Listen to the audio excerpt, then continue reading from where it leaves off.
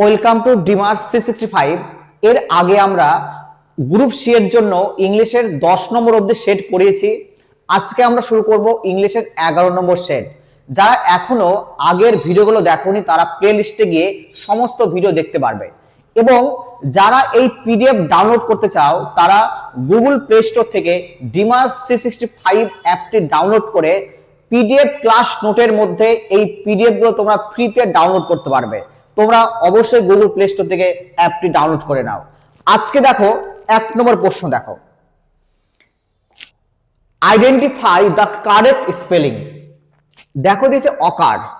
দেখো আমরা যদি অকারের আসল যে অরিজিনাল ফর্ম জানি, ও ডবল সি ইউ1, এটা তোমার অরিজিনাল কিন্তু ফর্ম। তাহলে আমরা যখন এই অকারের সঙ্গে ইডি যুক্ত করব, মনে রাখবে সামনে একটা আরেকটা আমরা আর যুক্ত করব, অর্থাৎ ও double C U double R E D, এটা তোমার সঠিক হবে। তাহলে আমরা দেখি এখানে, দেখো ও ডবল সি ইউ ডবল আর নেই, তাহলে হবে না। এখানে ও double C U double R E D, অর্থাৎ আমরা পেয়ে গেছি এখানে, তাহলে অপশন নাম্বার বি তোমার সঠিক হবে। তাহলে এই দুটো অবশ্যই তোমার ভুল দেওয়া আছে, কারণ এখানে দেখো ডবল ই আর এখানে দেখো একটাই সি, কিন্তু আমার ডবল সি হবে, ডবল আর হবে। বোঝালো প্রত্যেকের?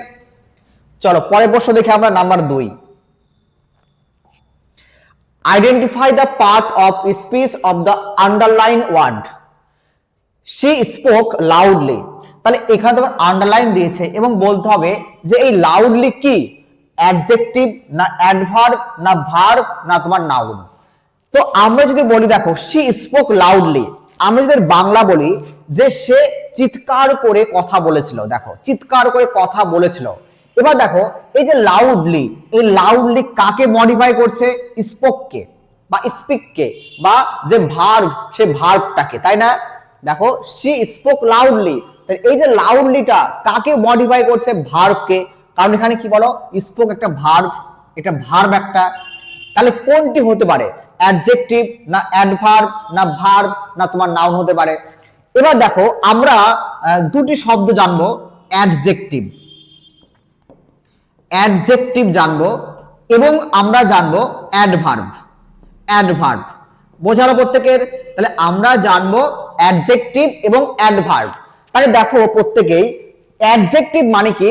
যখন কোনো একটা ওয়ার্ড কোনো নাউনকে মডিফাই করে, কোনো নাউনকে মডিফাই করবে, কোনো নাউনকে মডিফাই করবে, যখন কোন একটা ওয়ার্ড নাউনকে মডিফাই করবে তখন তাকে বলা হয় adjective.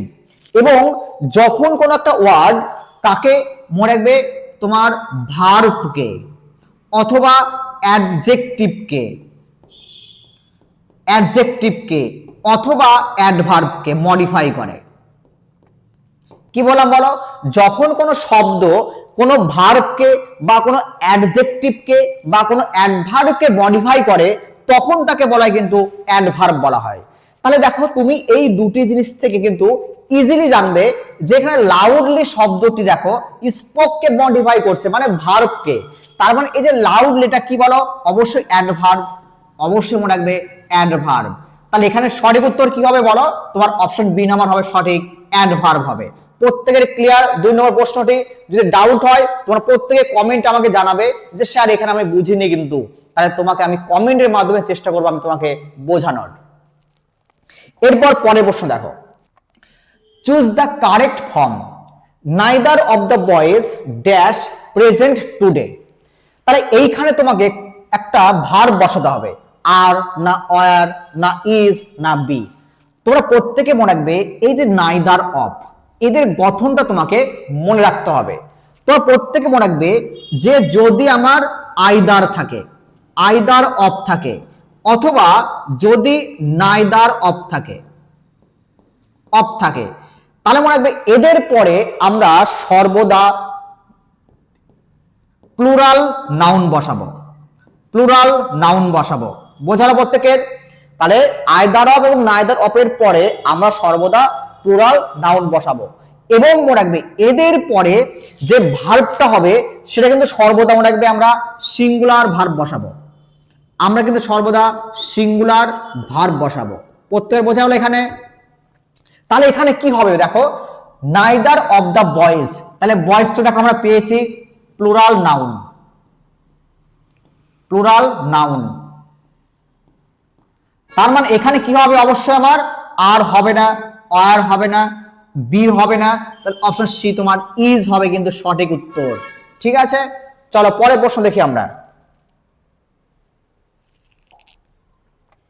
Select the correct conjunction. I will wait dash you come back. তাহলে এখানে আমরা কোন কনজাংশন ব্যবহার করব? ইফ। ইফ মানে কি যদি, ইফ মানে কি যদি, আনটিল মানে কি যতক্ষণ না, আনটিল মানে যতক্ষণ না, হোয়েন মানে যখন, হোয়েন মানে যখন, আর আনলেস মানে যদি না, যদি না।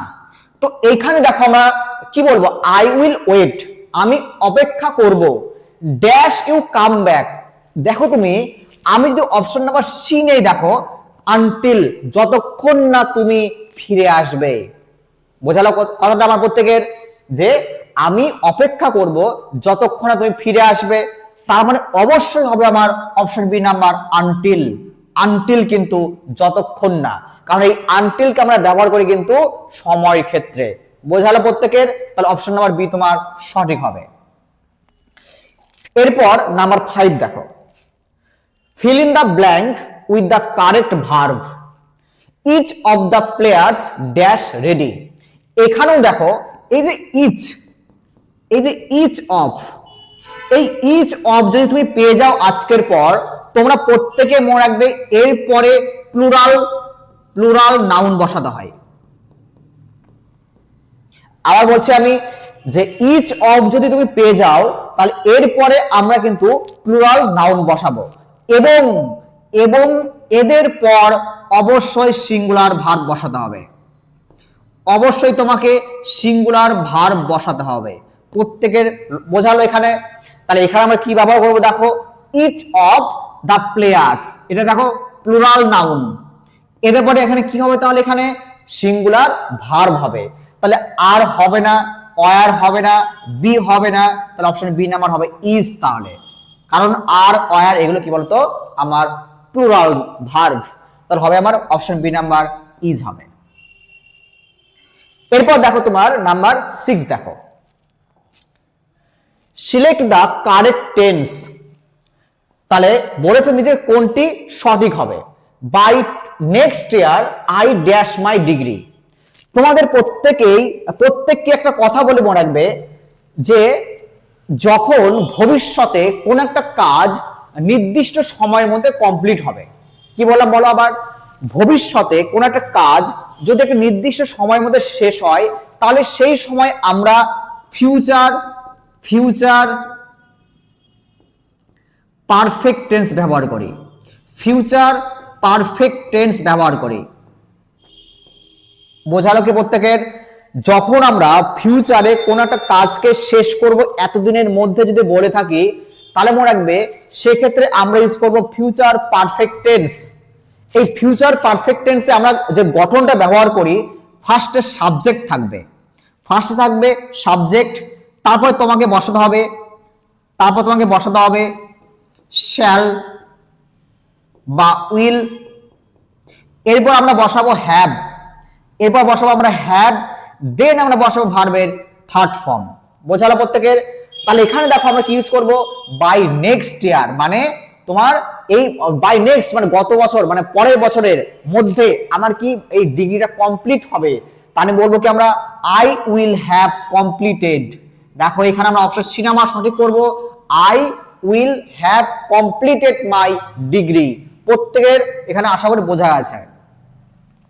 এরপর পরের প্রশ্ন দেখি আমরা number 7, identify the synonym of admire. তাহলে বলতে হয় তোমাকে অ্যাডমায়ারের সিনোনিম বা সমার্থক শব্দ কি হবে। দেখো কি দিয়েছে এখানে, হেট, প্রেজ, ব্লেম আর অ্যাভয়েড। তাহলে এখানে আগে মনে রাখতে হয় তোমাকে অ্যাডমায়ার মানে কি।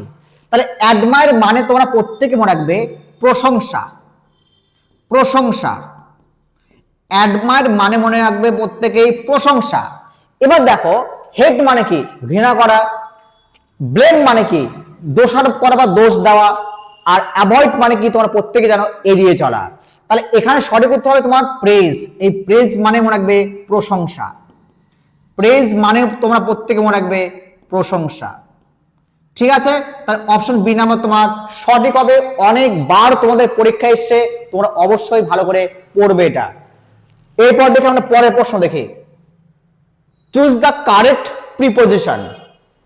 The book is dash the table. দেখো আজকের পর একটা কথা মনে রাখবে প্রত্যেকেই, যে যখন কোন একটা জিনিস কোন একটা জিনিসের উপরে অর্থাৎ তলের সঙ্গে লেগে থাকে তখন কিন্তু আমরা অন ব্যবহার করব। তাহলে ধরো একটা টেবিল, ধরো এটা একটা টেবিল, ধরো এই টেবিলের উপর বইটি দেখো এর তলের সঙ্গে ছুঁয়ে আছে, তারপর আমরা বলবো কি এখানে অন ব্যবহার করব। কি ইউজ করব? অন ব্যবহার করব। তাহলে the book is dash the table, তাহলে অন দ্য টেবিল হবে সঠিক উত্তর, অপশন বি নাম্বার। ক্লিয়ার প্রত্যেকের? চলো পরের প্রশ্ন দেখি আমরা। নাম্বার 9 দেখি। Choose the correct degree. তোমাকে ডিগ্রি এখানে সঠিক করতে হবে। This is the dash building in the city. Tall, taller, tallest না মোর টল। দেখো এই যে এখানে দা শব্দটা পেয়েছো, একটা ডিটারমাইনার বা আর্টিকেল দা, মনে হবে এই যে দা কখন ব্যবহার হয় বলতো? মনে হবে সুপারলেটিভে।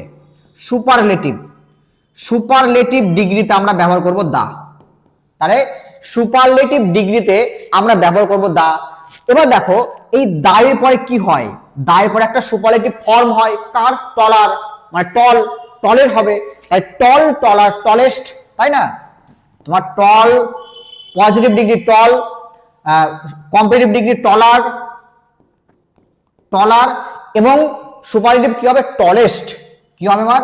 Tallest, tallest. তাহলে এখানে আমরা করব দা টলেস্ট করব, অর্থাৎ সঠিক উত্তর হবে তোমার অপশন সি নাম্বার। তাহলে this is the tallest building in the city. Okay, চলো পরের প্রশ্ন দেখি আমরা। নাম্বার 10 দেখি। Identify the antonym of victory. ভিক্টোরির বিপরীত শব্দ বলতে হবে অ্যান্টোনিম, মানে বিপরীত শব্দ। ভিক্টোরি মানে কি? ভিক্টোরি মানে মনে রাখবে তোমরা প্রত্যেকেই যে বিজয় বা বিজয়ী, বিজয়, তাই না? ভিক্টোরি বা বিজয় বা বিজয়ী বা জয়, জয় বলতে পারো, জয় করা, জয় করা, বা বিজয় বলে দাও, বিজয় বা জয়। ঠিক আছে, এবার দেখো তাহলে আমার এই যে ট্রায়াম্ফ, এই ট্রায়াম্ফ মানে সাকসেস, মানে কিন্তু একই, একে কিন্তু জয়। এটা সাফল্য, এটা সাফল্য, এটা জয়। ট্রায়াম্ফ মানে জয়, সাকসেস মানে সাফল্য। গ্লোরি মানে কি? গৌরব, গ্লোরি মানে গৌরব, গৌরব। তাহলে দেখো ট্রায়াম্ফ মানে জয়, সাকসেস মানে সাফল্য, গ্লোরি মানে গৌরব। তাহলে অবশ্যই ডিফিট হবে পরাজয়। তাহলে জয় অপোজিট পরাজয়, defeat. Okay, option C number তোমার সঠিক। এরপর দেখো নাম্বার 11 দেখো। Fill in the blank. He deals stationery. দেখো হি ডিলস স্টেশনারি মানে কি বলতো? জিনিসপত্র বা আইটেম, জিনিসপত্র বা আইটেমস ধরো। হ্যাঁ, এবার দেখো মনে রাখবে যখন আমরা কোনো ট্রেডের সঙ্গে আমরা ডিল করবো, ট্রেড, কোনো ট্রেড, ব্যবসা বাণিজ্য আমরা যখন ডিল করব তখন আমরা কিন্তু, আমি লিখবো ধরো ট্রেড, ট্রেড। তো তুমি ট্রেড করছো, তাই ট্রেড রিলেটেড বা ব্যবসা রিলেটেড যখন তুমি ডিল করবে তখন হবে তোমার ডিল ইন, তখন হবে তোমার ডিল ইন হবে কিন্তু। ওকে, এরপর যখন আমরা কোনো সিচুয়েশন বা কোনো পার্সন, কোনো ব্যক্তির সঙ্গে আমরা ডিল করব, তাহলে কোনো পার্সন বা ব্যক্তি, কোনো পার্সন বা তোমার কোনো সিচুয়েশন, কোন সিচুয়েশনের সঙ্গে যখন তুমি ডিল করবে তখন আমরা বলবো ডিল উইথ, তখন আমরা ব্যবহার করব ডিল উইথ। আই থিঙ্ক প্রত্যেকের বোঝালো এখানে যে যখন ট্রেড বা ব্যবসার সঙ্গে আমরা ডিল করব তখন ডিল ইন, যখন কোনো সিচুয়েশন বা কোনো ব্যক্তির সঙ্গে ডিল করব তখন হবে ডিল উইথ। অর্থাৎ এখানে আমরা কি করব তাহলে বলো? আমরা অবশ্যই জিনিসপত্রের সঙ্গে অবশ্যই তোমার ডিল ইন হবে। তাহলে অপশন নাম্বার এ হবে তোমার সঠিক, ডিল ইন। অনেকবার পরীক্ষায় দিয়েছে কিন্তু প্রশ্নটি, তোমরা প্রত্যেকেই লক্ষ্য রেখো। যেমন দেখো এই ডাই, ডিল, এগুলো খুব কিন্তু ফেমাস। তারপর তোমার অ্যাংরি, এগ্রি, এগুলো কিন্তু পরীক্ষায় খুবই আসে, কিন্তু এগুলো তোমরা ভালো করে দেখবে একটু করে। দেখো 12 নম্বর দেখো, choose the correct conditional sentence. If you study hard, তাহলে if you study hard you dash pass. খুবই খুবই কিন্তু গুরুত্বপূর্ণ তোমাদের পরীক্ষার জন্য। দেখো এই যে তোমার একটা বাক্য দিয়েছে, এটা কিন্তু তোমার এই বাক্যকে বলা হয় তোমার first conditional sentence. First conditional sentence বলবো কি? First conditional sentence. বোঝালো? ফার্স্ট কন্ডিশনাল সেন্টেন্স বা তোমার জিরো কন্ডিশনাল সেন্টেন্স বলা হয়। তো এইখানে যে গল্পটা হয় দেখো, ফার্স্টে ইফ থাকবে, ফার্স্টে ইফ থাকবে, তারপরে আমরা কিন্তু ইউজ করব কি বলতো? Present tense. Present tense. তাহলে ফার্স্ট কন্ডিশনাল সেন্টেন্সে আমরা ব্যবহার করব কিন্তু ইফ, তারপরে প্রেজেন্ট টেন্স, এরপরে আমরা কিন্তু ব্যবহার করব ফিউচার টেন্স। Future tense. বোঝার প্রত্যেকের যে ফার্স্ট কন্ডিশনাল সেন্টেন্সে আমরা ইফ বসাবো, তার প্রেজেন্ট টেন্স বসাবো, তার ফিউচার টেন্স বসাবো। তাহলে এখানে দেখো ইফ বসিয়েছো তুমি, ইফ দেখো বসিয়েছো, এরপর দেখো ইউ স্টাডি, অর্থাৎ এটা কিসে আছে আমার? সিম্পল প্রেজেন্টে। সিম্পল প্রেজেন্টে আছে আমার। তাহলে সিম্পল প্রেজেন্টে যদি থাকে তাহলে কি হবে দেখো, if you study hard you dash pass, তাহলে আমরা সিম্পল পাস্টে ফিউচারে করব, সিম্পল ফিউচার, অর্থাৎ এখানে শুধুমাত্র উইল বসাবো, শুধুমাত্র এখানে উইল বসাবো আমরা। বোঝার প্রত্যেকের অপশন এ নাম্বার তোমার সঠিক হবে, ইউ উইল পাস। তাহলে if you study hard you will pass, মানে কি? যদি তুমি কঠোর পরিশ্রম করো বা পড়াশোনা করো তাহলে তুমি অবশ্যই কিন্তু পাস করবে, এখানে এটাই বলা হয়েছে। এরপর দেখো নাম্বার 13, দেখো চুজ দ্য কারেক্ট ফ্রেজ। তাহলে এখানে দেখো কি দিয়েছে দেখি আমরা, অর্থাৎ দেখো তোমাকে বসাতে হবে ফ্রেজাল ভার্ব। তোমাকে দেখো ফ্রেজাল ভার্ব দিয়েছে একটা, he is looking dash his lost keys, মানে সে কি করছে বলো, তার হারিয়ে যাওয়া চাবিটি খোঁজাখুঁজি করছে, খোঁজাখুঁজি করছে, সার্চ করছে। তাহলে দেখো এখানে আমি যদি বলি যে লুক, এই লুকের পরে কোন তোমার প্রিপোজিশন বসাবো, অ্যাট না আফটার না ফর না ওভার? তো দেখো আমরা প্রত্যেকটা দেখবো। হ্যাঁ দেখো লুক, লুক অ্যাট মানে কি? তাকানো। লুক অ্যাট মানে তাকানো। তাহলে লুক অ্যাট মানে তাকানো। Look after, look after, look after মানে তোমার প্রত্যেকে মনে রাখবে দেখাশোনা করা, দেখাশোনা করা। এরপর দেখো লুক ফর, লুক ফর মানে খোঁজা, লুক ফর মানে খোঁজা বা সার্চ। আর লুক ওভার মানে ইগনোর করা, এড়িয়ে চলা। লুক ওভার মানে ইগনোর করা বা এড়িয়ে চলা। লুক ওভার, এড়িয়ে চলা। বোঝা হলো? তাহলে এখানে কি হবে বলো? তো অবশ্যই লুক ফর খোঁজা, হারিয়ে যাওয়া চাবিটিও খোঁজাখুঁজি করছে, তাহলে he is looking for his lost keys. তাহলে অপশন নাম্বার সি তোমার সঠিক হবে। এরপর পরের প্রশ্ন দেখি আমরা number 14 number, select the correct tense. She dash in Delhi for 5 years before she move to Kolkata. এখানে গল্পটা দেখো, এটা খুব গুরুত্বপূর্ণ একটা কন্ডিশনাল, তোমার বিফোর দিয়ে শুরু, এই গল্পটা বিফোর আফটার দিয়ে হয়, এগুলো দেখো। তো এখানে দেখো ওই গল্পগুলো দেখো যে ডাক্তার আসার পূর্বে রোগীটি মারা গেল, সেই গল্পটা এখানে কিন্তু দেখো যে কলকাতা, সে মুভ, অর্থাৎ কলকাতাতে মুভ করার আগে সে কোথায় বসবাস করতো? দিল্লিতে। দেখো এই যে মুভটা একটা পাস্টে আছে না, পাস্টের গল্প না? তাহলে দেখো এটাও পাস্টের গল্প, এটাও পাস্টের গল্প। তাহলে ও কলকাতার আগে দিল্লি বসবাস করত। তাহলে পাস্টের পাস্ট, যখন পাস্টের পাস্ট হবে তখন আমরা ইউজ করবো কিন্তু হ্যাড দিয়ে, হ্যাড দিয়ে। বোঝানো প্রত্যেকের? যখন পাস্টের গল্প হয় তখন আমরা ব্যবহার করবো হ্যাড দিয়ে। একদম সিম্পল লজিক শুনে রাখো, অত রুলস যে নেই আমার, একদম সিম্পল লজিক মনে রাখো। যখন কোনো দুটি গল্প হবে তাহলে সেই দুটি গল্পের যে সবার আগে যে পাস্ট সেখানে হ্যাড হবে, তারপরে যে পাস্ট হলো সেখানে আমার কি বলতো সিম্পল পাস্ট হবে। তাহলে এখানে দেখো কলকাতাতে মুভ করার পূর্বে, তাহলে কলকাতাতে মুভ করেছে সেটা পাস্ট, তার পূর্বে কোথায়? তোমার দিল্লিতে বসবাস করতো, তার মানে সেটাও পাস্ট। তাহলে এই জন্য আমরা ইউজ করবো এখানে হ্যাড দিয়ে, ইউজ করবো কি হ্যাড দিয়ে। তাহলে হ্যাড প্লাস ভার্বের থার্ড ফর্ম বসবে, তাহলে এটা হবে না, হ্যাজ লিভড হবে না, তাহলে হ্যাড লিভড।